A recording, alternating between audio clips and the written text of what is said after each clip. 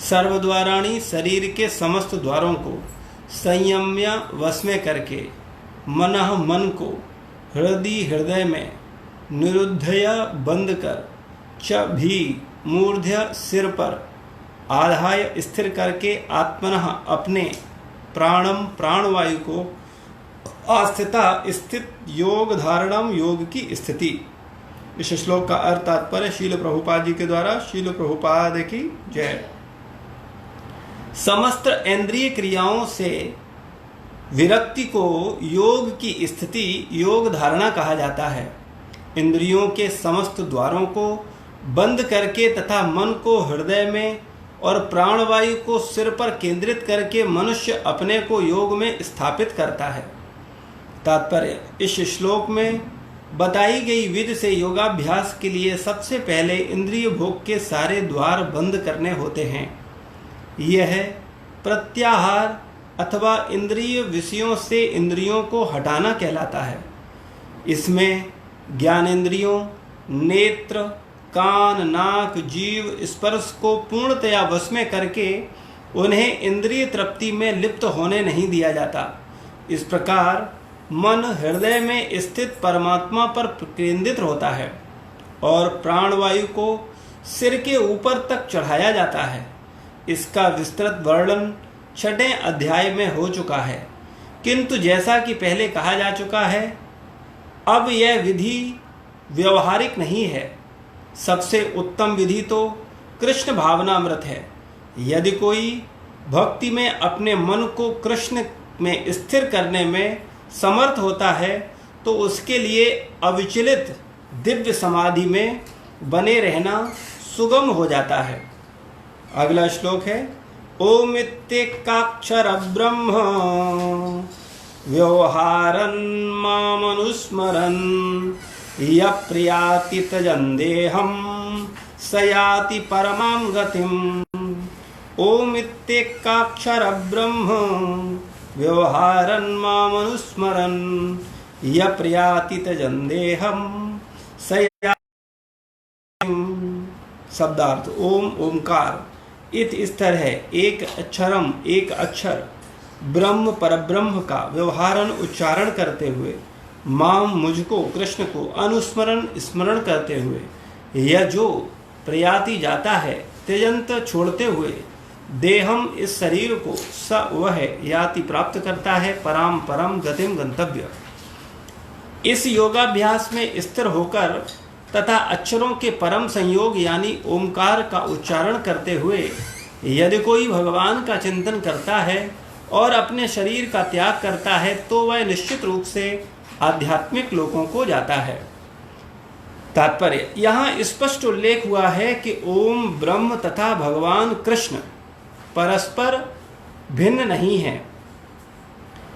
ओम कृष्ण की निर्विशेष ध्वनि है, लेकिन हरे कृष्ण में यह ओम सन्निहित है। इस युग के लिए हरे कृष्ण मंत्र जप ही स्पष्ट संस्तुति है। अतः यदि कोई हरे कृष्णा कृष्णा कृष्णा हरे हरे, हरे राम राम राम हरे हरे इस मंत्र का जाप करते हुए शरीर त्यागता है तो वह अपने अभ्यास के गुणानुसार आध्यात्मिक लोकों में से किसी एक लोक को जाता है।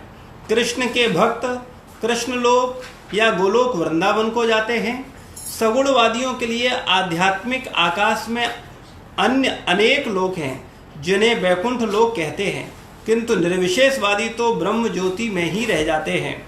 ओम अज्ञानतिमिरान्धस्य ज्ञानाञ्जन शलाकया चक्षुरुन्मीलितं येन तस्मै श्रीगुरुवे नमः। श्रीरूपं साग्रजातं सहगण रघुनाथान्वितं तं सजीवं सावद्वैतं सावधूतं परिजनसहितं कृष्णचैतन्यदेवं श्रीराधा कृष्णपादान् सहगण ललिता श्रीविशाखान्वितांश्च। हे कृष्ण करुणा सिंधु दीनबन्धु जगत्पते गोपेश गोपिका कांत राधा कांत नमोस्तुते। तप्त कांचनी गौरांगी राधे वृंदावनेश्वरी वृषभानुसुते देवी प्रणमामि हरिप्रिये।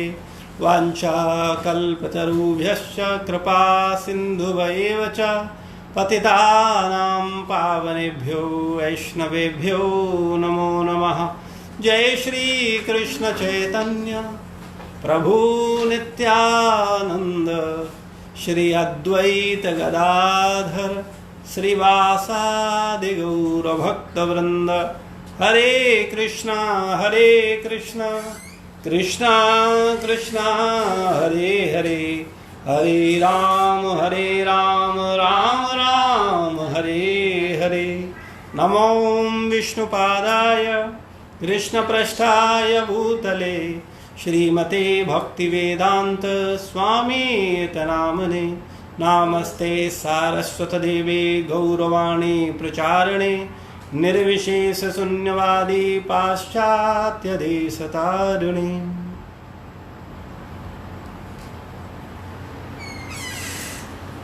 हरे कृष्णा। तो यहाँ चर्चा चल रहा है, भगवान ने श्रीमद् भगवद गीता के 8वें अध्याय के 12वें श्लोक में कहा कि समस्त इंद्रिय क्रियाओं से विरक्त को योग की स्थिति कहा जाता है। योग धारणा इंद्रियों के समस्त द्वारों को बंद करके तथा मन को हृदय में और प्राणवायु को सिर पर केंद्रित करके मनुष्य अपने को योग में स्थापित करता है। तो वास्तव में इस श्लोक में ध्यान योग का वर्णन चल रहा है, जिसके विषय में भगवद गीता में भगवान ने 6वें अध्याय में भी बताया है। लेकिन प्रभुपाद जी बोल रहे हैं कि वास्तव में ये स्थिति वर्तमान परिस्थिति में प्रत्येक साधक के लिए आसान नहीं है, व्यवहारिक नहीं है। इसलिए हमको भक्ति योग का पालन करना है। और भक्ति योग के लिए हमारी भक्ति यानी भक्ति योग मतलब सेवा योग, सेवा के द्वारा भगवान से जुड़ने के लिए जितना हमको इंद्रिय निग्रह करना पड़े उतना उचित है। यानी समस्त इंद्रिय क्रियाओं से विरक्त होकर के भौतिक सांसारिक क्रियाओं से हमको अलग होकर के प्रयास करना चाहिए कि भगवान की भक्ति में हम इन्वॉल्व हों, भगवान का चिंतन करते हुए, भगवान का भक्ति करते हुए, भगवान का स्मरण करते हुए हम भगवान को प्राप्त करें। लेकिन जिस विधि का इस श्लोक में वर्णन है, वास्तव में इसको वर्तमान परिस्थिति में ये व्यवहारिक नहीं है और इसका पालन हमारे द्वारा, हम सब लोगों के द्वारा नहीं हो सकता है। लेकिन यदि कोई भक्त अपने मन को कृष्ण में स्थिर करने में समर्थ होता है तो उसके लिए अविचलित दिव्य समाधि में बने रहना सुगम होगा। तो यहाँ सार रूप में, इस श्लोक के सार रूप में इतनी बात समझी जा सकती है कि वास्तविकता में हमको अपने मन को भगवान के चिंतन में लगाना है और अधिक चीज़ों पर ध्यान न देते हुए हमारा ये प्रयास होना चाहिए कि हमारा मन भगवान में कैसे लगे, हमारा मन भगवान का चिंतन कैसे करे। हरे कृष्ण महामंत्र के रूप में भगवान के गीता तथा भागवत अन्य स्वाध्याय करके, या भगवान के मंदिर में भगवान के भक्तों के सानिध्य में भगवान तथा भगवान के भक्तों की सेवा करते हुए। ऐसा करने से निश्चित रूप से हमारा मन भगवान की सेवा में लगेगा, भगवान में लगेगा। और मन भगवान में लगेगा तो निश्चित रूप से हम भगवान को याद कर पाएंगे, मृत्यु के समय हम भगवान का नाम ले पाएंगे। अगले 13वें श्लोक में भगवान बोलते हैं कि इस योगाभ्यास में स्थिर होकर तथा अक्षरों के परम संयोग यानी ओमकार का उच्चारण करते हुए यदि कोई भगवान का चिंतन करता है और अपने शरीर को त्याग करता है तो वह निश्चित रूप से आध्यात्मिक लोकों को जाता है। कई बार देखा गया है समाज में जो निर्विशेषवादी हैं, जो मायावादी सन्यासी हैं, वो ओमकार को बहुत अधिक महत्व देते हैं। भगवान को या भगवान के नाम को उतना महत्व नहीं देते जितना कि ओमकार को देते हैं कि ओम का जप करो, ओम का जप करने से क्या होगा, हमको परम लक्ष्य का प्राप्ति होगा। लेकिन वास्तविकता ये है कि भगवान का जो ओमकार शब्द है, जो ध्वनि है, ये भगवान का निराकार स्वरूप है। लेकिन वास्तव में जो भगवान के भक्त हैं वो भगवान के पवित्र नामों का जाप करते हैं, और जो पवित्र नाम का जाप है या ओमकार है एक ही बात है, उसको अलग नहीं सोचना चाहिए। ऐसा नहीं सोचना चाहिए कि ओम भगवान से अलग है। ओमकार भगवान की निर्विशेष ध्वनि है और भगवान का नाम भगवान की लीलाओं का स्मरण कराता है। इसको ऐसे सरल भाषा में समझ सकते हैं, जब आप ओम का उच्चारण करते हैं तो आपको क्या स्वरूप याद आता है? कुछ नहीं, प्रकाश के रूप में लोग ध्यान करते हैं ओम। लेकिन ये भगवान का चिंतन करने का निर्विशेष विधि है, मायावादी विधि है। वास्तव में हमें भगवान के पवित्र नाम को, जैसे ही आप कृष्ण का नाम लेते हैं, नाम के साथ ही नाम की लीलाएं प्रकट हो जाती हैं, क्योंकि भगवान का नाम, रूप, गुण, लीला, धाम सब अभिन्न है। इसलिए भगवान का नाम सुनते ही, कृष्ण नाम सुनते ही, भगवान कृष्ण यशोदा के पुत्र हैं, भगवान ने सुंदर सुंदर ब्रज में लीलाएं की हैं, भगवान का स्मरण हो आता है, भगवान का स्वरूप प्रकट हो जाता है। कृष्ण चिंतन करते हुए ही बांसुरी लिए त्रिभंग रूप में भगवान हमको नजर आने लगते हैं। तो ये वास्तव में भगवान का सही स्मरण है, सही चिंतन है। खास करके जो भक्ति मार्ग के उपासक हैं, जो कि सर्वश्रेष्ठ मार्ग है, आध्यात्मिक साधना का सर्वश्रेष्ठ मार्ग भक्ति है। तो जो भक्त हैं वो भगवान के नाम का जप करते हैं, ना कि ओमकार का। लेकिन कई बार वो ओमकार की महिमा को सुन करके उनको लगता है कि जैसे नाम की महिमा कम है और ओमकार की महिमा अधिक है। ऐसा सोचना निश्चित रूप से उचित नहीं है, क्योंकि ओमकार और भगवान का नाम एक ही है। अंतर केवल इतना है, ओमकार भगवान का निर्विशेष ध्वनि है और कृष्ण भगवान का सगुण साकार चिंतन है। वास्तविकता में अगर तुलनात्मक अध्ययन किया भी जाए तो भगवान कृष्ण का नाम जपना या हरे कृष्ण महामंत्र का नाम जपना ओमकार के जप से अधिक उत्तम है, क्योंकि इससे आपको भगवान के प्रेम की प्राप्ति होगी, भगवान का चिंतन होता है, भगवान की लीलाओं का चिंतन होता है। ये सहज के साथ साथ सर्वोत्तम साक्षात्कार कराने वाला है, क्योंकि श्रीमद् भागवत में भगवान के तीनों साक्षात्कारों का वर्णन हुआ है। ब्रह्मा परमात्मेति भगवाति शब्दते।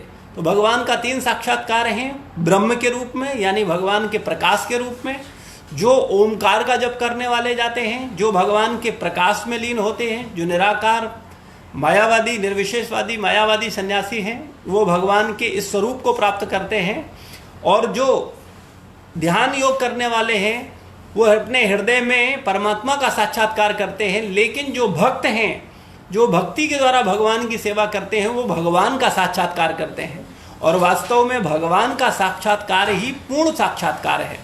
इसको ऐसे समझा जा सकता है भौतिक उदाहरण के माध्यम से, जैसे कोई व्यक्ति सूर्य का अध्ययन करता है तो एक तो सूर्य का प्रकाश है, धूप है, वो भी सूर्य है। दूसरा सूर्य का लोक, जो सूर्य का गोला है, वो भी सूर्य है। और वास्तव में सूर्य देवता यानी विवस्वान, वो भी सूर्य हैं। तो वास्तव में इस तरह से भगवान का जो सूर्य देवता का साक्षात्कार है वो 3 रूपों में होता है। एक धूप के रूप में जिसको हम करते हैं, दूसरा सूर्य का गोलक के रूप में जो हम लोग देखते हैं, थाली के जितना प्रकाश निकल रहा है, और तीसरा विवस्वान यानी साक्षात सूर्यदेव आपके समक्ष प्रकट हो जाएं। तो इन तीनों में जो सूर्यदेव का साक्षात्कार है वास्तव में वो पूर्ण साक्षात्कार है। प्रकाश का साक्षात्कार या धूप का साक्षात्कार है, उसका अनुभव भी सूर्य का ही साक्षात्कार है, लेकिन वो उतना पूर्ण नहीं है। उससे अधिक पूर्ण है सूर्य के गोलक पर जाना, सूर्य लोक पर जाना। और उससे ऊपर है जो वास्तव में सूर्यदेव से मिलता है, सूर्यदेव का साक्षात्कार करता है। इसी प्रकार से भगवान के साक्षात्कार को भी 3 भागों में बांट सकते हैं। पहला भगवान का ब्रह्म ज्योति जो कि ज्ञानियों को प्राप्त होता है।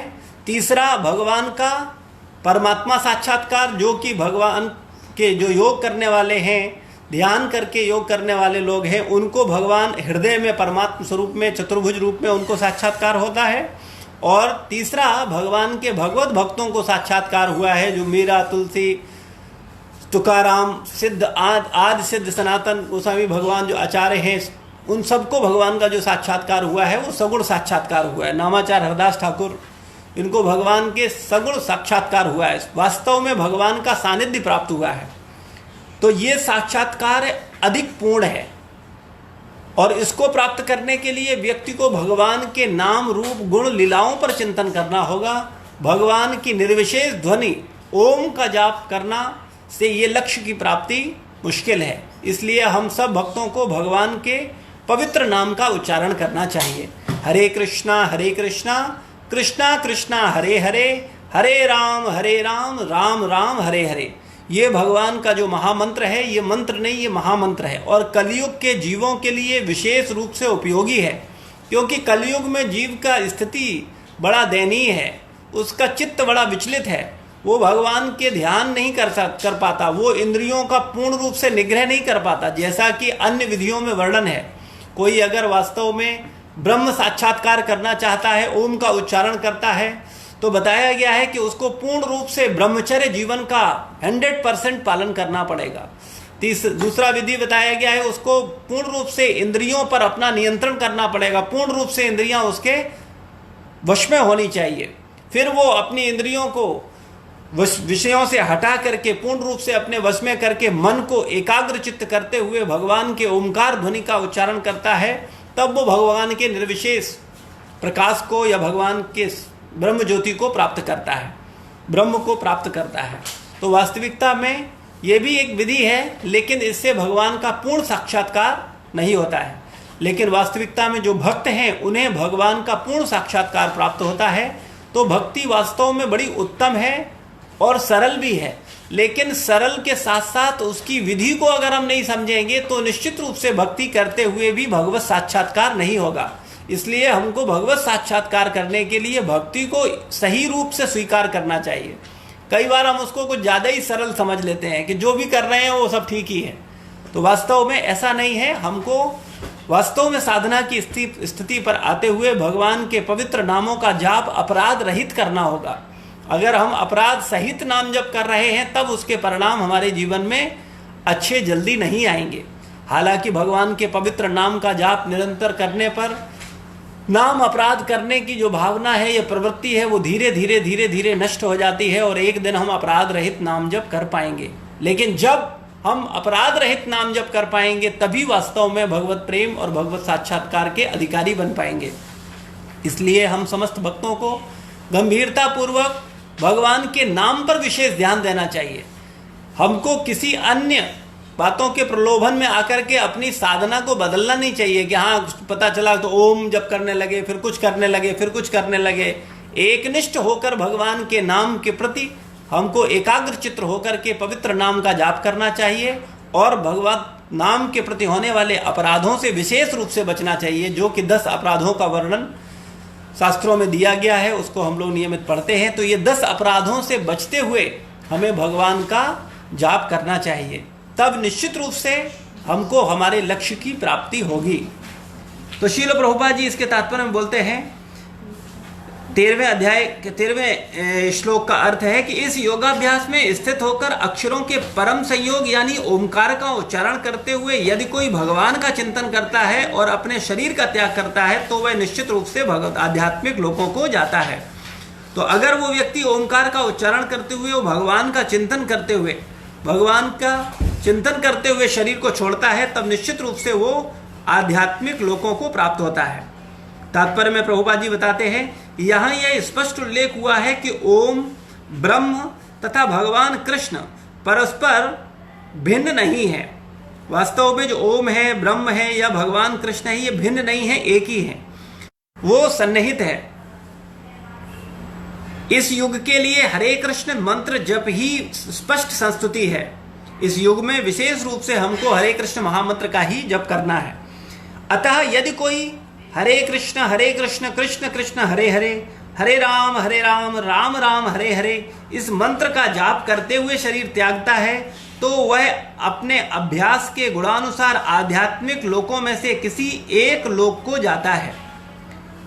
यहाँ वर्णन है, वास्तविकता में जब कोई भगवान के पवित्र नाम का जाप करता है तो वो भगवान के किसी एक लोक में से एक के पास जाता है, किसी आध्यात्मिक विभिन्न लोकों में से किसी एक लोक में जाता है। क्योंकि वास्तव में विद्यमान है, जैसे वैकुंठ लोकों में भगवान नारायण, नरसिंह आदि भगवान के स्वरूप, नित्य स्वरूप विराजमान है। जिस प्रकार से भगवान राम का साकेत धाम है, जिस प्रकार भगवान कृष्ण का गोलोक धाम है, तो जो जैसी साधना करता है उस साधना के स्तर पर भगवान से उसी भाव में, भगवान के उसी नित्य धाम में अपने प्रेम संबंध को स्थापित करता है और उस धाम को प्राप्त करता है। तो यहाँ वर्णन है कि सगुणवादियों के लिए आध्यात्मिक आकाश में अन्य अनेक लोक हैं जिन्हें वैकुंठ लोक कहते हैं, किंतु निर्विशेषवादी तो ब्रह्म ज्योति में ही रह जाते हैं। लेकिन उन लोकों में प्रवेश किसका होता है? जो भगवान के भक्त हैं, जो निर्विशेषवादी हैं, जो मायावादी हैं, जो भगवान के प्रकाश या ब्रह्म ज्योति का ध्यान करते हैं या निराकार ध्वनि का उच्चारण करते हुए निराकार स्वरूप का ध्यान करते हैं, उनको वास्तव में वैकुंठ लोकों का प्राप्ति नहीं होता, गोलोक धाम का प्राप्ति नहीं होता। गोलोक धाम, वैकुंठ धाम, साकेत धाम के अधिकारी भगवान के वो अनन्य भक्त हैं जो भगवान के विशेष स्वरूप से प्रेम करते हैं। इसीलिए साधना में साधक भगवान कृष्ण के भी किसी विशेष रूप पर ही साधना करता है। हम देख सकते हैं कि भगवान विष्णु के उपासक, नारायण के उपासक, कृष्ण के उपासक अलग अलग भगवान के प्रति एक निष्ठता से उपासना करते हैं। जैसे हनुमान जी महाराज भगवान राम के स्वरूप का ही चिंतन करते हैं, जबकि वास्तविकता में वो जानते हैं कि राम, कृष्ण, नारायण, विष्णु तत्व एक ही है, लेकिन फिर भी उनका विशेष आसक्ति, उनका प्रेम भगवान के राम स्वरूप में है। इसलिए हनुमान जी साकेत धाम में भगवान का सेवा करते हैं। इसी प्रकार से अन्य जो भक्त भी हैं जो हनुमान जी की तरह हैं या भगवान राम के स्वरूप से प्रेम करने वाले हैं, जैसे तुलसी बाबा, अन्य आचार्य हुए हैं जिन्होंने भगवान राम के स्वरूप से प्रेम किया है, तो वो ऐसा नहीं था कि वो नहीं जानते थे कि कृष्ण परम भगवान है या कृष्ण पूर्ण साक्षात्कार है, लेकिन उनका राम के स्वरूप के प्रति ही विशेष आकर्षण था। तो वो राम का भक्ति करते हुए भगवान राम के धाम साकेत धाम को प्राप्त होते हैं, क्योंकि उन्होंने भगवान की राम स्वरूप में आराधना की है, राम रूप में भक्ति किया है। और जो भगवान कृष्ण के उपासक हैं वो भगवान कृष्ण के गोलोक धाम को प्राप्त करते हैं, जहां भगवान कृष्ण नित्य विराजमान है। तो निर्भर करता है हमारी भक्ति के आधार पर, हमारे प्रेम के आधार पर कि हम भगवान के किस स्वरूप को, किस मूड के साथ रहना चाहते हैं। वास्तव में भगवान तो एक ही हैं, राम, कृष्ण, नारायण एक ही भगवान है, लेकिन एक सरल भाषा में समझने के लिए समझ सकते हैं कि मूड अलग अलग है। तो जो व्यक्ति जिस मूड में रहना चाहता है, भगवान के जिस स्वरूप से, भगवान की जिस लीला से उसका प्रेम है, वो भगवान के उस धाम में जाता है और भगवान का सानिध्य प्राप्त करता है अपने प्रिय स्वरूप में, जिसके प्रति उसने पूरे जीवन साधना किया है। जैसे तुलसी बाबा का हम लोग देखते हैं कि वो जब वृंदावन में जाते हैं तो भगवान का, कृष्ण का दर्शन करते हुए भी बोलते हैं, तुलसी मस्तक तब नवे जब धनुष बाण लो हाथ। यानी वो कृष्ण की तो दर्शन कर रहे हैं, लेकिन कृष्ण को भी बोल रहे हैं कि नहीं, आप धनुष बाण लो, हमें राम स्वरूप में आपका दर्शन चाहिए, मुझे आपका राम स्वरूप अधिक प्रिय है। तो ये भक्तों का अपना भगवान से विशेष प्रेम है कि वो भगवान के किस स्वरूप से प्रेम करते हैं और वो उसी स्वरूप से अनन्य प्रेम करते हैं। तो अनन्य भक्ति विशेष है और अनन्यता पर हमको विशेष ध्यान देना चाहिए। पहले तो भगवान कृष्ण, नारायण, विष्णु तत्व पे ही अपने आप को अनन्य करें, फिर विष्णु तत्व में भी भगवान के विशेष स्वरूप पर, जैसे कृष्ण स्वरूप, हम लोग कृष्ण भक्ति करते हैं, कृष्ण साधना करते हैं, तो राम और कृष्ण में कोई अंतर नहीं है, लेकिन चूंकि हमारे आराध्य कृष्ण हैं, कृष्ण के स्वरूप को हम लोग अधिक प्रेम करते हैं, जो भगवान का पूर्ण साक्षात्कार है, शास्त्रों में उनका पूर्ण रूप से वर्णन है, उल्लेख है। तो हम लोगों को भगवान कृष्ण का आराधना करना है, कृष्ण की भक्ति करनी है और कृष्ण से प्रेम करने का अभ्यास करना है, जिससे हम उनके कृष्ण स्वरूप का चिंतन करते हुए अंत समय जब हमारी मृत्यु हो तो हम भगवान के कृष्ण का चिंतन करते हुए भगवान के नित्य गोलोक धाम को प्राप्त करें, भगवान के धाम को जाएं और जन्म मृत्यु जरा व्याधि के चक्र को काटकर भगवान की नित्य सेवा में लग जाएं। तो ये हमारा प्रयास होना चाहिए। इसलिए हमको भगवान के ही एक स्वरूप पर ही अपने ध्यान को स्थिर करना चाहिए। हालांकि भेद कोई नहीं है, लेकिन फिर भी अगर हम आध्यात्मिक दृष्टि से गहराई से देखेंगे तो निश्चित रूप से भेद है। तो इस तरह से हम समझ सकते हैं कि हमको कृष्ण भक्ति के प्रति अपने आप को अधिक गंभीरता पूर्वक लगाना चाहिए, कृष्ण के स्वरूप के प्रति, कृष्ण के लीलाओं के प्रति, कृष्ण के साक्षात्कार के प्रति हमारा ध्यान पूर्ण रूप से एक निष्ठता के साथ हमारा प्रयास होना चाहिए। हरे कृष्ण महामंत्र का गंभीरता पूर्वक अपराध रहित होकर के हमको जप करना चाहिए। जब हम अपराध रहित होकर जप करेंगे तब निश्चित रूप से भगवान की विशेष कृपा का अनुभव हम खुद कर पाएंगे। लेकिन दुर्भाग्यवश हम नाम जप तो कर लेते हैं लेकिन अपराधों पर ध्यान नहीं देते। कहीं न कहीं हम भगवान के प्रति अपराध करते ही हैं और इन 10 अपराधों के प्रति हमको विशेष सावधान रहना चाहिए। वैष्णव अपराधों के प्रति हमको सावधान रहना चाहिए। सेवा अपराधों के प्रति हमको सावधान रहना चाहिए। इस तरह अपराधों से बचते हुए अगर हम भगवान की सेवा करते हैं, भगवान के भक्तों की सेवा करते हैं, तब निश्चित रूप से हमको भगवत प्रेम की प्राप्ति होगी, कृष्ण प्रेम की प्राप्ति होगी। तो ये हमारे जीवन का जो मूल लक्ष्य है कृष्ण प्रेम, इसको प्राप्त करने के लिए हमको गंभीरता पूर्वक भगवान का भजन करना होगा, अपराध रहित होकर के। श्रील प्रभुपाद की जय, गुरु महाराज की जय, समस्त भक्त वृंद की जय। निताय गौर प्रेमानंदे, हरि हरि बोल।